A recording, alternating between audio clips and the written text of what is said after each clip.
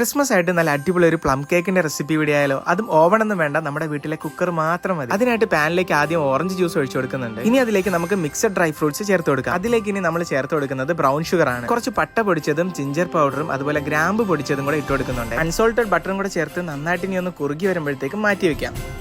ഇനി ഒരു ബൗൾ എടുത്ത് അതിലേക്ക് ഒരു 3 മുട്ട ചേർത്ത് കൊടുക്കുന്നുണ്ട്. കുറച്ച് വാനില എക്സ്ട്രാക്റ്റും കൂടെ ചേർത്ത് കൊടുത്ത് നന്നായിട്ടൊന്ന് ബീറ്റ് ചെയ്തെടുക്കാം. ഇനി അതിലേക്ക് നമ്മുടെ ഡ്രൈ ഫ്രൂട്ട്സിന്റെ ആ ഒരു മിക്സ്ചർ ചേർത്ത് കൊടുക്കാവേ. നന്നായിട്ടൊന്ന് മിക്സ് ചെയ്തെടുത്തിട്ട് അതിലേക്ക് മൈദ മാവാണ് ചേർത്ത് കൊടുക്കുന്നത്. കുറച്ച് ബേക്കിംഗ് പൗഡറും ബേക്കിംഗ് സോഡയും സോൾട്ടും ചേർത്ത് കൊടുക്കുന്നുണ്ട്. ഇനി ഇതിലേക്ക് കുറച്ച് മിക്സഡ് നട്ട്സും കൂടെ ചേർത്ത് നന്നായിട്ടൊന്ന് മിക്സ് ചെയ്ത് കൊടുക്കാവേ. ഏകദേശം ഈ ഒരു തിക്നെസ്സിലായിരിക്കും നമുക്ക് ബാറ്റർ കിട്ടേണ്ടത്. ഇനി ഇതിനെ നമുക്ക് മോൾഡിലേക്ക് മാറ്റാം. അവസാനമായിട്ട് കുറച്ച് നട്ട്സും ഡ്യൂട്ടി ഫ്രൂട്ടിയൊക്കെ ഇട്ട് നമുക്ക് ഗാർണിഷ് ചെയ്യാം. കുക്കറിന്റെ വിസിൽ മാറ്റി അതിലേക്ക് സോൾട്ട് ഇട്ട് കൊടുത്ത് നമ്മൾ 20 മിനിറ്റ്സ് പ്രീ ഹീറ്റ് ചെയ്തെടുത്തിട്ടുണ്ട്. അതിലേക്ക് നമ്മുടെ കേക്കിന്റെ ബാറ്റർ ഇറക്കി വെച്ച് ലോ ഫ്ലെയിമിൽ ഏകദേശം ഒരു 1 അവറോളം ഞാൻ കുക്ക് ചെയ്തിട്ടുണ്ടായിരുന്നു. 1 അവർ കഴിഞ്ഞ് പുറത്തെടുത്തപ്പോഴത്തേക്കും നല്ല അടിപൊളി പ്ലം കേക്ക് റെഡി. ഞാൻ പോലും പ്രതീക്ഷിച്ചില്ല കേട്ടോ ഇത്രയും അടിപൊളിയായിട്ട് പ്ലം കേക്ക് ഉണ്ടായി വരുമെന്ന്. അപ്പോൾ എല്ലാവരും വീട്ടിൽ